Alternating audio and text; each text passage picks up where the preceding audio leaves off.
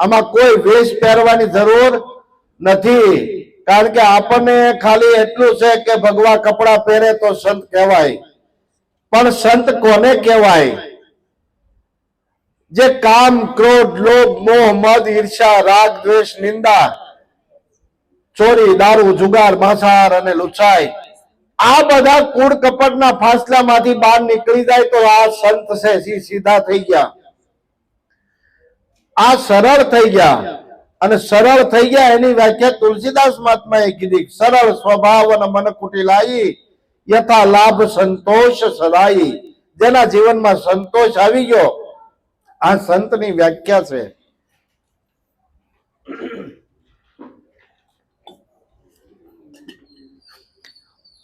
કારણ કે કપડા રંગવાના નથી, મન રંગવાનું છે. કપડા નથી રંગવાના, આ તો મન રંગવાનું છે. ભજન છે, વાણી છે. કપડો ન રંગ્યો એક ન રંગ્યો આપણો મનડો. કારણ કે મન જેનું રંગાઈ ગયું ને એને ભક્તિ ભાવે. જ્યાં સુધી મન નો રંગાય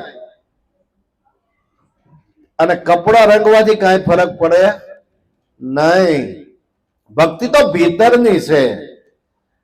એટલે કીધું છૂટા નર નિંદ્રા છે જાગ્યા, છૂટ ગયા સપના સારા.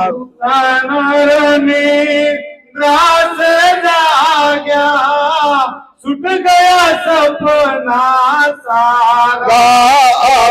મોહે આનંદ ભૂત આયા, અબ મોહે આનંદ ભૂત આયા. કારણ કે આડ અસર સબ ફોડ કે નીકળ્યા. આની અંદર જે આપણને નડતર રૂપ હતું ને એ બધું ગુરુ મહારાજે બાદ કરતા કરતા બહાર કાઢી નાખ્યું. આપણને કાંઈ પણ રોગ છો હોય તો એની ચરી પાડી, દવા તો લેવી પડે, પણ એની ચરી પાડે ને એટલે રોગને ના રહી શકાય નહીં. એમ આપણને જન્મ મરણનો રોગ લાગુ પડ્યો હતો.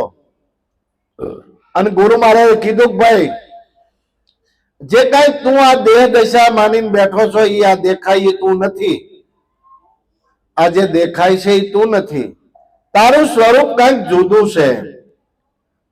તારું સ્વરૂપ કંઈક જુદું છે. પણ આ રેણી જે દવા તને આપી છે, જ્ઞાનની ગોળી આપી છે ને, એ ગોળી બરાબર લેજે, તારો રોગ જડમૂળમાંથી વહી જશે. પછી આપણે ઓલાની ગોળે કે ગોળી ખાવી અને રોગ રે ઉભો, તો આવા વૈદની ગોળી હું કામ ખાઈએ? આ તો શાંતિ પમાડે એને સંત કહીએ. ભાઈ રે વીરા મારા, શાંતિ પમાડે એને સંત કહીએ. કારણ કે શાંતિ આપણને જ્યાં થાય ને એ સંતની ભૂમિકા છે.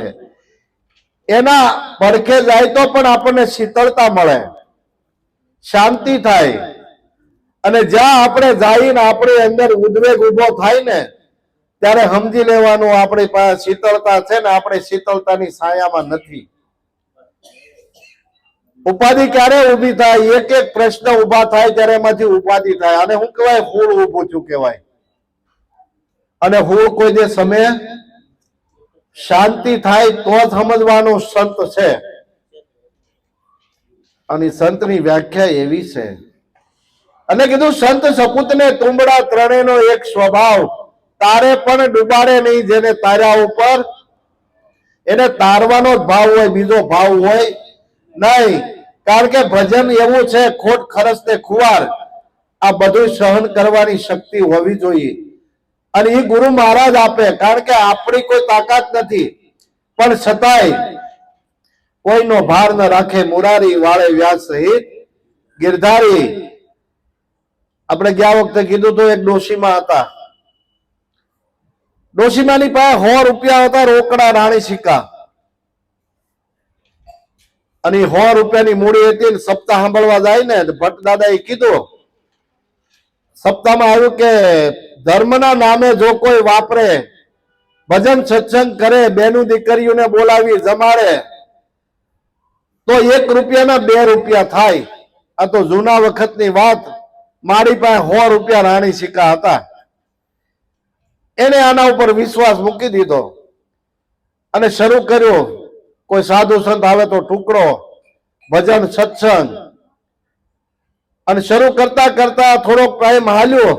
4-6 મહિના હાલ્યું તા રૂપિયા, ઓલા તો રોજ રૂપિયા તો ઘટતા જાય ને, રૂપિયા ખૂટી ગયા અને ભજન સત્સંગ થઈ ગયું બંધ.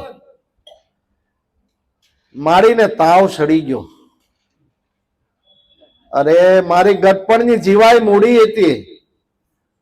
મેં તો આ વાપરી નાખી, કઈ ડબલ તો થયા નહીં. હવે આમાં ઉપાધિમાં એને ઝાડા થઈ ગયા. હવે ગામને સેવાડે રે. પછી મોં હુજણું હતું ને કે હવે બહુ શક્તિ નથી, ઝૂંપડીની પાછળ જઈને બેસી જાઓ. હવે ઝૂંપડીની પાછળ જઈને બેસી ગયા અને ઉભા થવા ગયા હતા કે આ નાનો એવો છોડ છે ને એ પકડીને ઊભી થઈ જાઓ. હવે જેવો છોડવો થોય પણ તો છોડવો ભાવ ફેહાઈ ગયો, જાણે આમ પાણી પલાળીને કેમ ઓછો હોય એવો. પણ મોં હુજણું હતું ને એમાં કઈક ચપકાણું. અરે અહીં કઈક લાગે છે. એક બાજુ ઓલું કરીને જોયું તો લોટી નીકળી માલપાથી. મારીને એમ થયું ઘાસ નીકળી તો ખરી. ઝૂંપડીમાં જઈ લોટીને સાફ કરી, હાથ પગ ધોઈ અને લોટી ખોલીને ગણ જોયું તો મારી પાસે 200 રાણી સિક્કા હતા. અને અમારે મહેશભાઈ જેવા રોજ પૂછે, કા મારી ડબલ થયા? રોજ મારી ના પાડતા. તેથી પૂછ્યું કે મારી ડબલ થયા? એને એમ કે હમણાં મારી ના જ પાડવાના છે. તે મારી અળવેકદન કીધું, હા ભાઈ હા. પાછા ફરીને પૂછવા ગયા, હું મારી ડબલ થયા? તો કે હા. કે ભાઈ ડબલ તો થાય છે પણ મરડો વેઠવો પડે. હા, મરડો વેઠવો પડે. એમ હમણે કીધું ને, ભોય હુવે ભૂખે મારે, મારે ઉપરથી માર, છતાંય નો ડગે તો કરે ન્યાલ. કારણ કે પરમાત્મા કોઈનો ભાર રાખતો નથી. કારણ કે કીડીને કણ, હાથીને મણ, 4 પગાને સારો, ઉધઈને ગારો, બધાઈને ખવડાવવા વાળો ઈનો ઈ છે. પણ છતાં આ જીવ દશા છે ને, એને એમ થાય છે કે હું જ આ બધાને ખવડાવું છું, હું આ પૂરું કરું છું.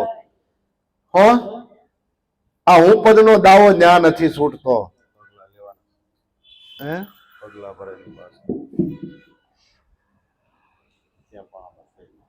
એટલે આ હું પણાનો જે દાવો છે ને, એ દાવો છૂટતો નથી. કારણ કે આ જીવ દશા એવી છે. અને જો જીવ દશા મટી જાય તો પોતે શિવનું સ્વરૂપ છે. ઓ જીવ, તને શિવ થતા શિવ વાર છે. કારણ કે જીવ જ હતો શિવ ને થયો જીવ. માયાનો આવરણ આવ્યું ને એટલે જીવ દશા થઈ ગઈ.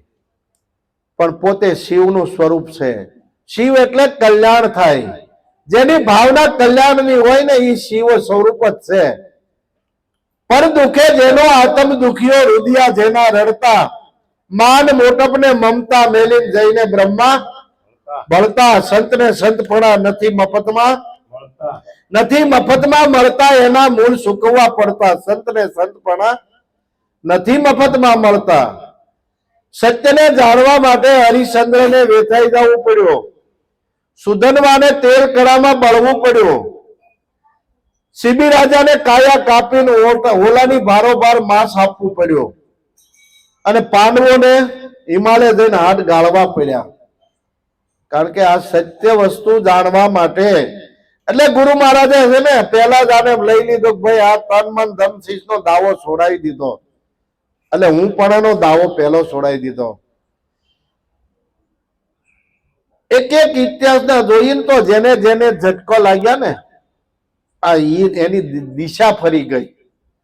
જેસલ જેવો જુલમી પ્રભુ ભજનમાં ભળે, પાપી રુદિયો પલટી ગયો એની વિષય વાસના ગળે. જો એને ઝટકો લાગી ગયો, તોરલ મળી ગયા. તુલસીદાસ મહાત્મા એક કામી પુરુષ હતા. એના પત્ની પિયર ગયા તો ચોમાસાનો સમય, નદી બે પૂર વહી જાય. પણ ઘરે એ હશે ને, એના પિયર ગયા ને એટલે કે બાજુવાળાને પૂછ્યું કેમ પાઈ ગયા? તો કે એ તો એના પિયર ગયા છે. તો પિયર જવા માટે રસ્તામાં નદી આવે તો એની આંખોમાં કેટલો કામ હશે. મળું તણતું તણતું આવતું હતું, એને એમ લાગ્યું કે લાકડું છે, એના માથે બેહીને સામે કાંઠે ગયા તો મેળી ઉપર એના પત્ની હતા, તો એને સાપ ટીંગાતો હતો. એને એમ કે દોરડું બાંધ્યું છે, દોરડું સાપને પકડીને મેળી માથે ચડ્યા અને એને ઝાટકો માર્યો. ઓહો, તમે આ હાડ માંસના ચામડામાં આટલા બધા મોયા છો, એટલી પ્રીતિ તો પરમાત્મામાં કર્યું હોત તો તમારું જીવન ધન્ય થઈ જાત. એ ઝાટકો લાગ્યો, ત્યાંથી પાછા વળી ગયા, દિશા બદલી ગઈ અને તુલસી કૃત રામાયણ લખી નાખી. રામાયણ લખી નાખી. પણ જેને જેને આ બાણ વાગ્યા હોય એનું કામ છે. લગ્યા કલેજે સદ ગુરુના વેદ હું જાણે ઈ વાતું, હોય પતિવ્રતા નાર પદમણી સોય જાણે પિયુ કી બાતું. કારણ કે જેની સુરતા એના પતિને પરણી ગઈ હોય, શબ્દને મળી ગઈ હોય, આ એની વાતું છે. પણ જેની સુરતા શબ્દને વળી નથી ને, એને વ્યભિચારણી કહેવાય અને વણ લેખે ખાવેલા તું. એટલે કીધું છે, તૂટ પડે ભલે ધરણી આકાશા, સુખ જાવે સમદર સાતો, તોય ને વિસરું મારા પ્રાણ પિયુ. કોને? પ્રાણ પિયુ.